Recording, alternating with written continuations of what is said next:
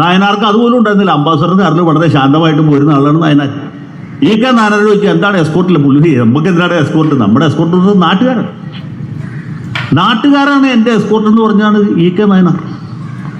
ആ സ്ഥാനത്ത് കേരള മുഖ്യമന്ത്രി പോക്ക് നിങ്ങൾ കണ്ടിട്ടുണ്ടോ? പക്ഷെ എന്താ, തിരുവിതാംകൂർ മഹാരാജാവിനുണ്ടായിരുന്നില്ല ഇത്ര ആർഭാടം. തിരുവിതാംകൂർ മഹാരാജാവിനല്ല, പാട്യാല മഹാരാജാവിനുണ്ടായിരുന്നില്ല, ഗ്വാളിയോറിൽ സിന്ധിക്ക് ഉണ്ടായിട്ടില്ല, ഹൈദരാബാദിൽ നൈസാമിനുണ്ടായിട്ടില്ല.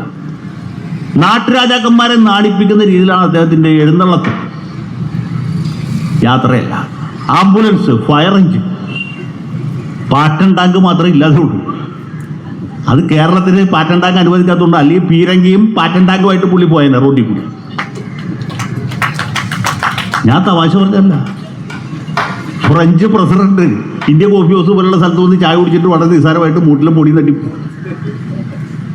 മനസ്സിലായ? കാരണം പ്രസിഡന്റിന് വലിയ എസ്കോർട്ടില്ല. ആഫ്രിക്കൻ രാജ്യങ്ങളിലെ ചില ഏകാധിപതികൾക്ക് പോലും ഈ രീതിയിൽ എസ്കോർട്ടില്ല. ഉഗാണ്ടയിലെ പ്രസിഡന്റ് ഉണ്ട്, മുസാവിനി എന്നാണ് അദ്ദേഹത്തിന് പേര്. പുള്ളിക്ക് ഇതുപോലെ കവചിത വാഹനത്തിലാണ് ആളുകൾ പിന്തുണ. അത് കഴിഞ്ഞാൽ, അല്ലെങ്കിൽ അദ്ദേഹത്തോട് ഒപ്പം നിൽക്കുന്ന ഒരാൾ പിന്നെ ഉണ്ടെങ്കിൽ അത് നമ്മുടെ കേരളത്തിലെ ചക്രവർത്തി മാത്രമാണ്. ഇന്ന് അദ്ദേഹത്തിൻ്റെ ജന്മദിനം കൂടിയാണ്. നമ്മൾ അദ്ദേഹത്തിന് ആയുരാരോഗ്യത്തിന് വേണ്ടി ഇവിടെ ഒരു പ്രമേയം പാസ്സാക്കണം. കാരണം പുള്ളി കുറച്ചാളും കൂടി ജീവിച്ചിരുന്നാണല്ലോ ഈ പ്രസ്ഥാനം ഇവിടെ ഇല്ലാണ്ടാവും. അപ്പോൾ ഇത് കഴിഞ്ഞിട്ടൊരു പ്രമേയം ഞാൻ തന്നെ അവതരിപ്പിക്കും, നിങ്ങളൊക്കെ കൈയടിച്ച് അത് പാസ്സാക്കണം. അപ്പം ഞാൻ പറഞ്ഞത് ഇതാണ് ഇതിനകത്ത് വ്യക്തിപരമായ അജണ്ടയാണ്, അല്ലാണ്ട് ഇടതുപക്ഷത്തിൻ്റെ അജണ്ടയല്ല, മാർക്സിസ്റ്റ് പാർട്ടിയുടെ അജണ്ട, LDFിൻ്റെ അജണ്ടയല്ല. പക്ഷേ LDFിൽ ചെല്ലുമ്പോൾ ഈ മഹാന്മാരായ നേതാക്കന്മാർക്കൊന്നും ഇത് തെറ്റാണ്, അധാർമികമാണ് എന്ന് പറയാൻ പറ്റില്ല. ഈ ദുശാസനൻ പാഞ്ചാലിയുടെ വസ്ത്രാക്ഷേപത്തിന് ഒരുങ്ങിയപ്പോൾ ഇത് തെറ്റാണെന്ന് പറഞ്ഞിട്ട് ഭീഷ്മന് പറ്റില്ല, ഇല്ലേ? ദ്രോണർക്ക് പറ്റില്ല, ആർക്കും പറ്റില്ല. അവരൊക്കെ ആ സമയത്ത് വായിൽ അവലോസും കൂടെ, അല്ലെ അവലോസ് കൂടി ഇട്ട പോലെ ഇങ്ങനെ ഇരിക്കുക. അതാണ് നമ്മൾ ധാർമ്മികമായ പരാജയം.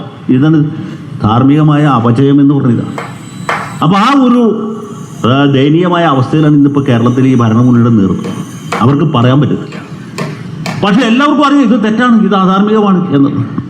ശരിയായ ഇടതുപക്ഷക്കാരൊക്കെ സത്യത്തിൽ സമരത്തിന് അനുകൂലമാണ്. ഇടതുപക്ഷത്തുള്ള ഇടതുപക്ഷക്കാർ, വയറ്റിപ്പഴപ്പുകാർ പോലും ഇവരോട് ചെയ്യുന്നത് തെറ്റാണ് എന്ന അഭിപ്രായമാണ്. പക്ഷെ ഒരാൾക്കും ഇത് തെറ്റാണ് എന്ന് പറയാനുള്ള ചങ്കൂറ്റമില്ല. അതാണ് നമ്മുടെ കേരളം ഇന്ന് നേരിടുന്ന ഏറ്റവും വലിയ പ്രശ്നം.